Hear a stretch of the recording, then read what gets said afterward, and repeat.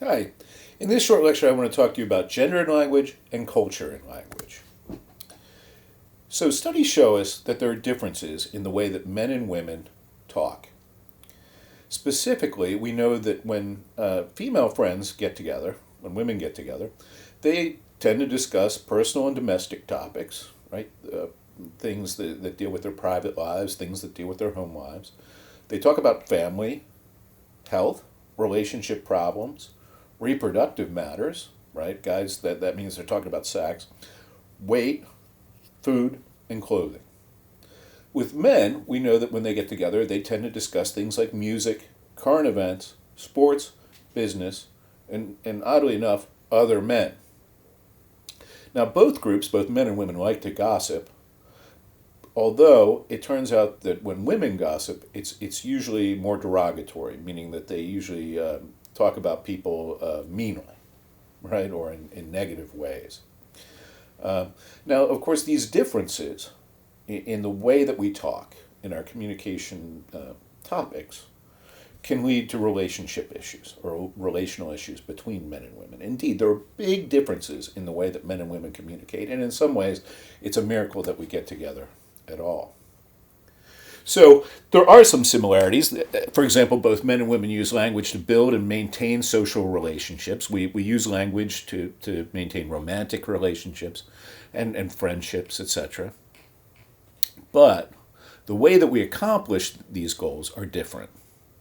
With men, we're more concerned with making communication fun.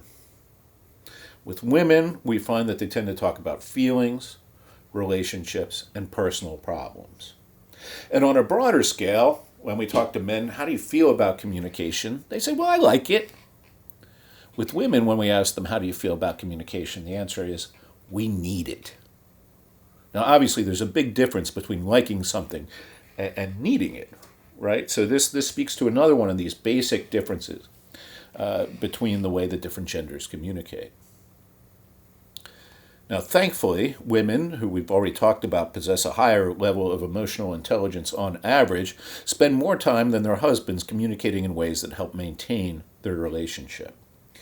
So, if we were going to say who's responsible for a marriage lasting a long time, well, generally the woman gets most of the credit, right? And this, again, I think, is just because of a higher general level of emotional intelligence. Now, there are differences in conversational style as well. We know that men's speech is typically more direct, succinct, and task-oriented. So it's more, in other words, we generally speak in shorter sentences.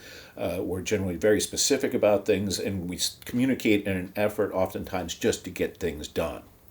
Women's communication is more indirect, it's more elaborate, meaning it's more complicated, and it's generally more focused on relationship. Now, we know that women often use statements showing support for other people. They're interested in demonstrations of equality. And women generally make efforts to keep conversation going. So in general, we could say that women have a more accommodating style, and this can be more effective than the men's style in certain situations, right? For example, if I had to hire someone to sell something, and I knew that women generally are more interested in people's feelings, that they tend to communicate in ways that keep the conversation going, that they're more attuned to people's feelings, right? I'm probably going to hire a woman to sell something than I am a man, right? A man's more likely to say, buy this damn thing, whereas the woman's going to sit down and talk with you and be keyed into your needs and so on and so forth. Now, obviously, these are generalizations, but they're generalizations that are borne out through extensive social scientific study. All right, so that was our short section on gender in language, and now I want to talk to you a little bit about culture in language. Now, there are two different kinds of cultures that we talk about in this course. One is the low context culture, where we value using language to express thoughts and the meaning of a statement in the words being spoken. In other words, in a low context culture, people say what they mean.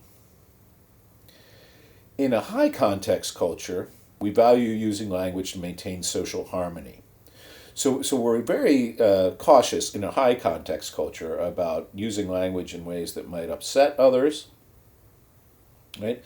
And indeed, in a high context culture, the meaning is found more in the situation that the words are used than the words themselves.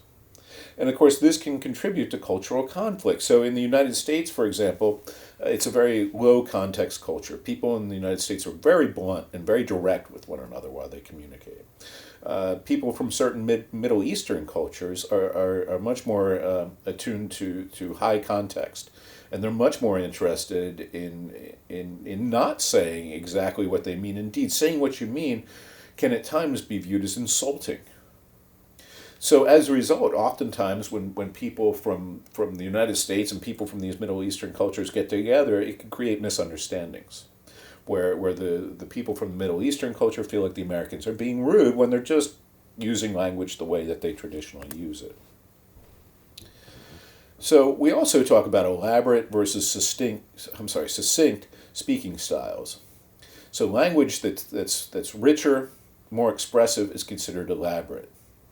Language styles that are exacting or succinct favor fewer words. Now, succinctness is most extreme in cultures where silence is valued.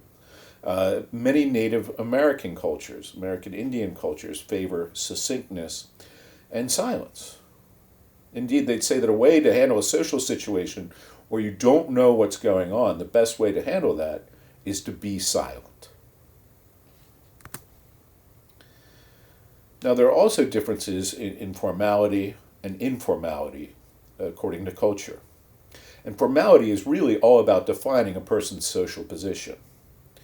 So we see formality used all the time, for example, in the military. So you address a superior officer as sir, and this is a sign, or ma'am, I guess, and this is a sign of their superior status. Every time you say yes, sir, you're acknowledging that the other person possesses more social status than you do.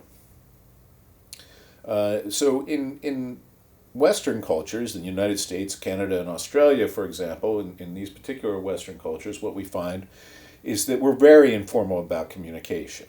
Right? We don't use a lot of formal terms. Now, in Asia, Africa, etc., many of these cultures, we see a much more frequent use of formality, of formal terms. So, for example, in Korea, the language reflects the Confucian system of relational hierarchies, right? That according to Confucius, there are just different segments of society that possess more status than others. Now, another topic that I think is very interesting is this concept of linguistic relativity. And linguistic relativity as an idea or as a theory maintains that the way a culture sees the world is shaped and reflected by the language its members speak. So, for example, Eskimos have a really large number, between 17 and 100 words for snow. Right? So there are different words for light snow, powdery snow, crusty snow, icy snow, etc. And this affects the way they view the world differently than if they just used one word, like we do, for all different kinds of snow. Right?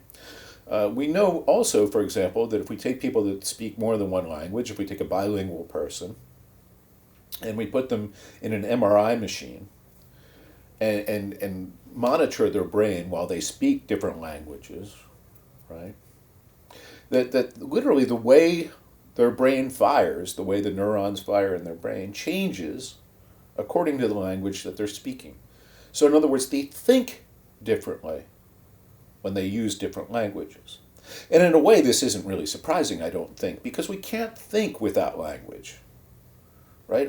I mean, if I ask you to think without using language, the first thing you think is, okay, I'm going to think without using language, and you've already lost the challenge, right?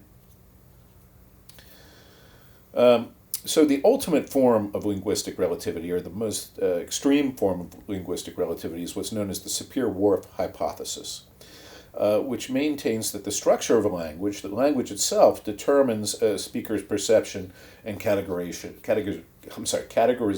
of experience. So in other words, for people who believe strongly in the Sapir-Whorf hypothesis, they believe that language defines our worldview. And this is based sort of in the idea that you can't think of things that you don't have words for. Now, you can think of things that don't exist, so you can think of a unicorn, for example, but you can only think of a unicorn because you have words to think of a unicorn. You know, it's a unicorn is just a horse with a horn on its head. And that's why you can think of it. But you can't really think of anything you don't have words for. And so that defines, by definition, your reality. Right?